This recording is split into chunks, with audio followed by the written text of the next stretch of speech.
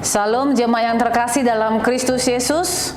Semoga kabar kita pada pagi hari ini tetap selalu sehat dan secara khusus dalam melaksanakan seluruh aktivitas kita, Tuhan Yesus boleh menguatkan dan menyertai kita semua.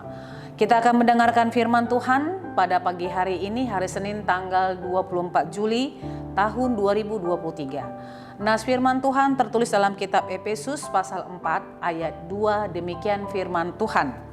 Hendaklah kamu selalu rendah hati, lemah lembut, dan sabar. Tunjukkanlah kasihmu dalam hal saling membantu. Demikian firman Tuhan.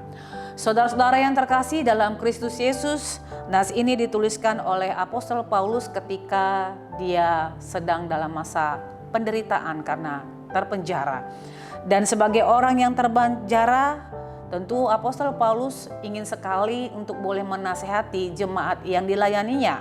Secara khusus dalam nas ini adalah gereja ataupun jemaat di Efesus.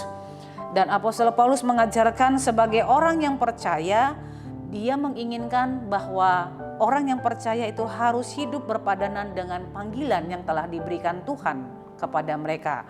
Karena pada saat itu jemaat di Efesus sedang mengalami perpecahan karena memang ada banyak talenta, kemampuan dan hal-hal yang boleh ada di kehidupan jemaat itu.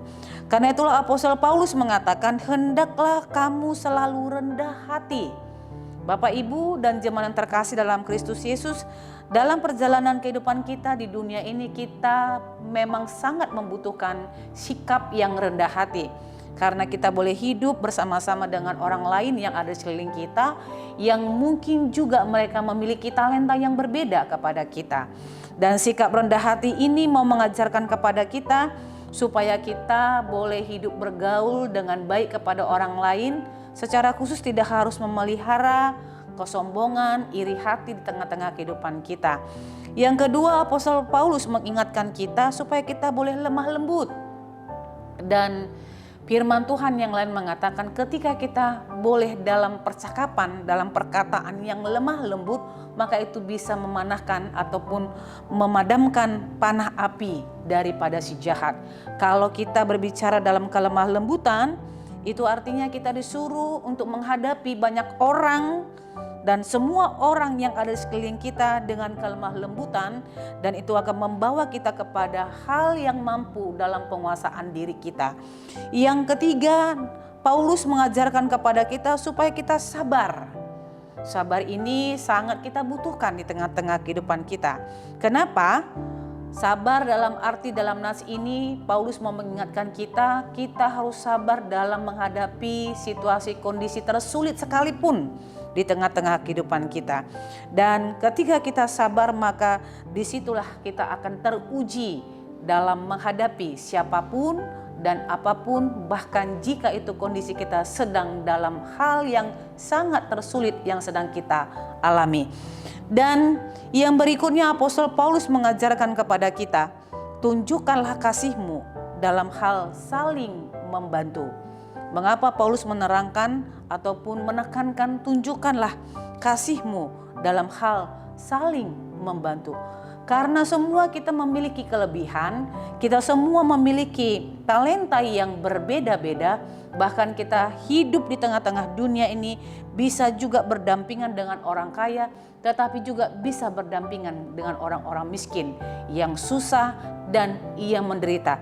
Sebagai orang yang percaya, maka kita harus hidup berpadanan dengan panggilan itu. Apakah itu? Tunjukkanlah kasihmu dalam hal saling membantu. Utamakan cinta dan kasih dalam segala hal secara khusus untuk boleh menolong orang-orang lain yang ada di sekeliling kita. Karena itu Bapak dan Ibu, hindarilah perpecahan dalam hidup kita. Hindari perpecahan dalam keluarga, dalam gereja, dalam pekerjaan kita. Karena Tuhan menginginkan ketika kita telah terpanggil menjadi orang yang percaya, maka hiduplah berpadanan dengan panggilan itu. Tuhan Yesus memberkati kita semuanya. Amin. Kita bersatu di dalam doa. Bapa dalam surga, terima kasih untuk sabda kebenaran firman Tuhan yang telah Engkau berikan kepada kami. Ajarilah kami Tuhan supaya kami boleh hidup dalam kerendahan hati, lemah lembut dan sabar, Bahkan kami boleh menunjukkan hidup boleh untuk dapat menolong orang lain melalui cinta kasih yang kami berikan.